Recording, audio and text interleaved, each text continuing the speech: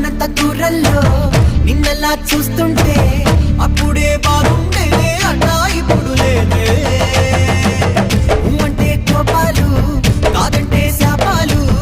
ఓలమ్మో నీతో స్నేహం ఇక్కడితోనే చాలు ఊరి బుగ్గ అమ్మాయి ఎందుకింత పడాయి